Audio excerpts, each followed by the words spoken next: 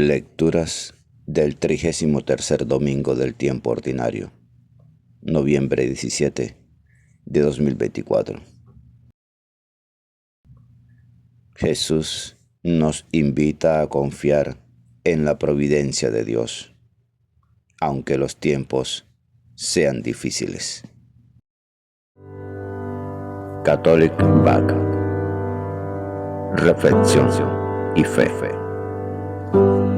Una puerta a la esperanza.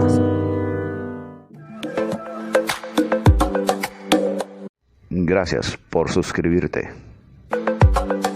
Y por favor, comenta el Evangelio. De la profecía de Daniel, capítulo 12, versículos 1 al 3. Por aquel tiempo se levantará Miguel, el gran príncipe, que se ocupa de los hijos de tu pueblo. Serán tiempos difíciles, como no los ha habido desde que hubo naciones hasta ahora. Entonces se salvará tu pueblo, todos los que se encuentran inscritos en el libro.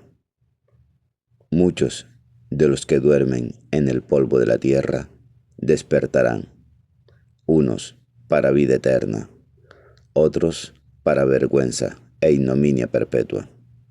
Los sabios brillarán como el fulgor del firmamento, y los que enseñaron a muchos la justicia, como las estrellas, por toda la eternidad. Palabra de Dios. Te alabamos, Señor.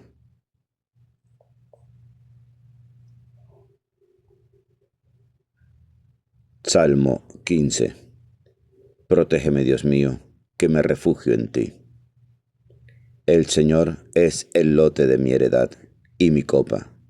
Mi suerte está en tu mano. Tengo siempre presente al Señor.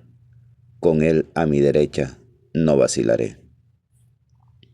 Por eso se me alegra el corazón. Se gozan mis entrañas y mi carne descansa esperanzada.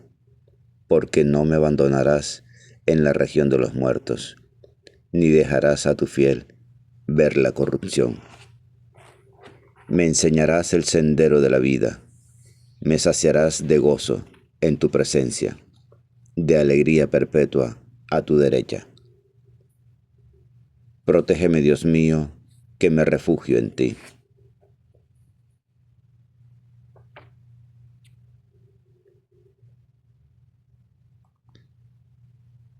De la carta a los Hebreos, capítulo 10, versículos 11 al 14, versículo 18.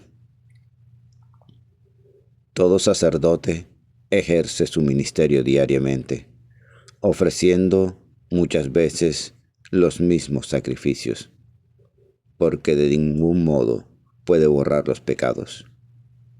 Pero Cristo, después de haber ofrecido por los pecados un único sacrificio, está sentado para siempre jamás a la derecha de Dios, y espera el tiempo que falta hasta que sus amigos sean puestos como estrados de sus pies.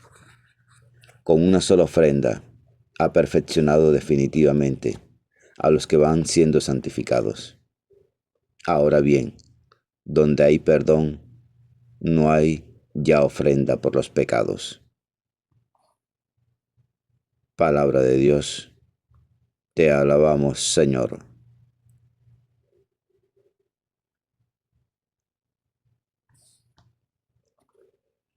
Lectura del Santo Evangelio según San Marcos, capítulo 13, versículos 24 al 32. Por la señal de la Santa Cruz, de nuestros enemigos, líbranos, Señor, Dios nuestro. En el nombre del Padre, del Hijo y del Espíritu Santo. Amén. En aquel tiempo, dijo Jesús a sus discípulos: en aquellos días, después de la gran angustia, el sol se oscurecerá, la luna no dará su resplandor, las estrellas caerán del cielo, los astros se tambalearán. Entonces verán venir al Hijo del Hombre sobre las nubes con gran poder y gloria. Enviará a los ángeles y reunirá a sus elegidos de los cuatro vientos, desde el extremo de la tierra hasta el extremo del cielo. Aprendan de esta parábola, de la higuera. Cuando las ramas se ponen tiernas y brotan las yemas, deducen que el verano está cerca. Pues cuando vean ustedes que esto sucede, sepan que Él está cerca, a la puerta. En verdad les digo que no pasará esta generación sin que todo suceda. El cielo y la tierra pasarán, pero mis palabras no pasarán.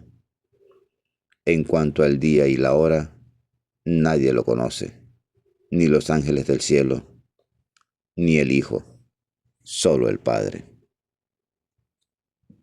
Palabra del Señor. Gloria a ti, Señor Jesús. Ven, Espíritu Santo, ven por medio de la poderosa intercesión del Inmaculado Corazón de María, tu amadísima esposa. Reflexión tomada de la página web Dominicos. Finaliza el tiempo ordinario del año litúrgico, que es coronado el próximo domingo con la festividad de Cristo Rey. Y hoy se nos presenta en el Evangelio, con lenguaje apocalíptico, el final de los tiempos, tope y meta tenaz e inamovible, por más que lo disimulemos con las tinieblas de nuestra imaginación evasiva. Sin embargo, los que creen en Jesús no han de temer. Él anuncia su vuelta y regreso, pero volverá cuando acabe el tiempo para juzgar a todos como juez y Padre Salvador. Si vemos así el final de estos tiempos, como momento de encuentro con Jesús, el miedo quedaría mitigado y nuestro corazón se encontrará lleno de alegre esperanza en ese encuentro.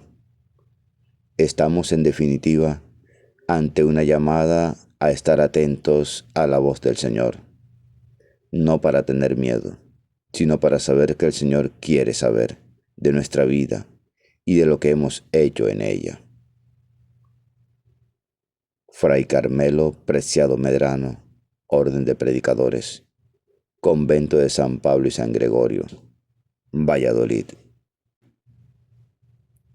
La lectura del libro de Daniel nos introduce en un contexto que habla del final de los tiempos escatológicos, es la expresión de un mundo apocalíptico que fue una corriente que aparece en el siglo II a.C., con objeto de responder a tiempos difíciles y de angustia para el pueblo elegido. El libro de Daniel no es propiamente el libro de un profeta, sino de un apocalíptico, cuya sintonía con la historia es a veces difícil de descifrar. En esta literatura se habla de una gran conmoción de la historia y se recurre a unos signos extraordinarios para animar a los que sufren y guardan su fidelidad a Dios. Su visión de la historia está sombreada por una visión dualista, de la misma que pueden llamar a engaño. Este mundo solamente parece tener solución si Dios interviene y termina con todo en beneficio de los buenos, o del pueblo elegido, o de los que se han impuesto su criterio. Es una solución que tiene ciertos esquemas poco adecuados, aunque, por otra parte, palpita un deseo ardiente de ver a Dios intervenir en la historia que ha creado. Y esto es positivo, pero esa intervención no será según quieren los hombres, sino en la libertad soberana de Dios. En nuestra lectura de hoy, Miguel, quien como Dios, el protector del pueblo según aquella mentalidad, vendrá para proclamar salvación y resurrección para los elegidos. Es en este libro donde aparece por primera vez la resurrección y la vida más allá de la muerte, en la fe de Israel. Es esto lo más importante a señalar, porque en esta lectura apocalíptica hay un mensaje de esperanza y salvación. Es verdad que en aquel momento la teología no daba más de sí y solamente se proclamaba para los elegidos. Pero, desde una lectura del Nuevo Testamento, la resurrección y salvación de Dios está abierta a todos los hombres que confían en Él. Efectivamente, a Israel le costó mucho llegar a una solución de la vida humana después de la muerte. Y eso que tenemos salmos y oraciones que podrían conducir a ver que estaba implicado un mensaje de esperanza más certero en la misma antropología bíblica. Por tanto, si hay resurrección, una vida después de la muerte, una vida en las manos de Dios, entonces los textos e imágenes apocalípticas deben leerse como el resultado de una conquista humana y religiosa, por la cual se responde al anhelo de todos. Llevamos en nuestro corazón. Estamos hablando de experiencias religiosas de una época y de una cultura. Lo importante es la verdad en ello, no las imágenes míticas con las que se reviste el lenguaje apocalíptico. El oprobio, la condenación, el juicio. Es el ropaje de la época para hablar del triunfo de Dios. Pero como creemos por el mensaje del Nuevo Testamento, el triunfo de Dios no tiene que ser necesariamente así. El juicio de Dios sobre los hombres y la historia ha de ser salvando y humanizando. La segunda lectura nos ofrece el último texto de la carta a los Hebreos en este ciclo que está a punto de terminar. Se vuelve a insistir en la diferencia entre el sacerdocio y los sacrificios de la antigua alianza y el sacerdocio y el sacrificio de Cristo. Lo que el autor de la carta a los Hebreos nos quiere señalar es que los ritos, las ceremonias, los sacrificios de animales están vacíos porque no consagran nuestra vida al Dios vivo y verdadero. El autor de la carta quiere apoyar su tesis de la fuerza del sacrificio de Cristo, que une verdaderamente a Dios y a los hombres. En el Salmo 110. Por eso, a diferencia de los sacrificios de la antigua ley, el de Cristo lleva a la perfección lo que deben ser las ofrendas a Dios. No deben ser de animales que nada comprometen ni al que las ofrecía ni a los mismos oferentes, aunque muchos lo hacían muy de corazón. La ofrenda de la vida es lo que vale, como decía Oseas, capítulo 6, versículo 6. Misericordia quiero, y no sacrificios, conocimiento de Dios. Se sabía que Cristo está junto al Padre, en el santuario celeste para interceder por nosotros, porque su sacrificio de amor en la cruz permanece eternamente. Ese es el sacrificio que ha perdonado de antemano los pecados de todos los hombres.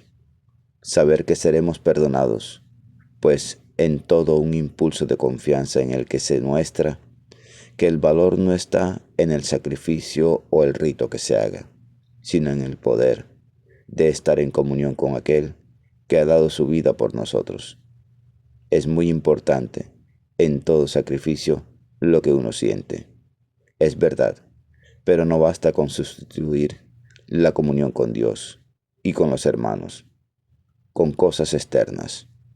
Lo externo puede llevarnos a la decadencia y a la inmutabilidad. Ofrecemos cosas, pero nuestra mente y nuestro corazón siguen imperturbables a la acción divina y santificadora. El Evangelio de hoy forma parte del discurso apocalíptico de Marcos con que se cierra la actividad de Jesús antes de entrar en la pasión.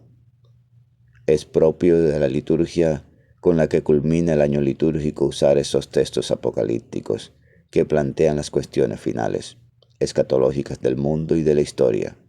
Jesús no fue muy dado a hablar de esta forma, pero en la cultura de la época se planteaban estos asuntos. Por ello, le preguntan sobre el día y la hora en que ha de terminar este mundo. Jesús, según Marcos, no lo sabe, no lo dice, simplemente se recurre al lenguaje simbólico de los apocalípticos, para hablar de la vigilancia, de estar alertas y de mirar los signos de los tiempos. No podemos negar que aquí hay palabras de Jesús, pero hoy se reconoce que la comunidad primitiva, algunos círculos de profetas apocalípticos, cultivaron estos dichos de Jesús y los acomodaron a su modo de vivir en una itinerancia constante y en la adversidad y el rechazo de su mensaje de Dios. Tenemos que reconocer que Marcos 13, lo que se llama el Apocalipsis sinóptico, se presta a muchas interpretaciones de distinto perfil histórico, literario y teológico. Se reconoce que no es propiamente de Jesús, sino de los cristianos, que, ante una crisis de guerra, de persecución, escribieron este texto. Pusieron palabras de Jesús que se mantenían en la tradición para tratar de afrontar los problemas que se presentan para judíos y cristianos. Es posible que la base del mismo pueda explicarse en la crisis de Calígula el 40 a.C., en tiempos de Petronio, legado de Siria, para llevar a cabo la orden de poner una estatua del emperador en el templo para ser adorado como Dios. Esta es una hipótesis entre otras, pero no razonable. No obstante, no todo el texto se explica en este momento. Posteriormente, y separados ya judíos y cristianos, se vuelve sobre este texto ante nuevas dificultades. Las opiniones son muy diversas y a veces extravagantes. El cristianismo primitivo estuvo muy influenciado por la corriente apocalíptica. Esto no se niega, pero la solución de la historia y de la vida de los hombres no debería tomarse al pie de la letra. Todo esto. Pero una cosa sí es cierta. Ante la tiranía, todos los hombres, de cualquier clase y religión, estamos llamados a resistir en nombre de Dios. Reflexión de Fray Miguel Burgos Núñez, 1944-2019. Página web Dominicos. La lectura diaria del Evangelio es un encuentro con Jesús. La Sagrada Biblia no es un libro que hable de Dios, es un libro donde Dios nos habla a cada uno de nosotros. Atrevámonos a entrar en esa conversación. Dios les bendiga grandemente y el Espíritu Santo les ilumine en todo momento y en todo lugar. Amén, amén y amén.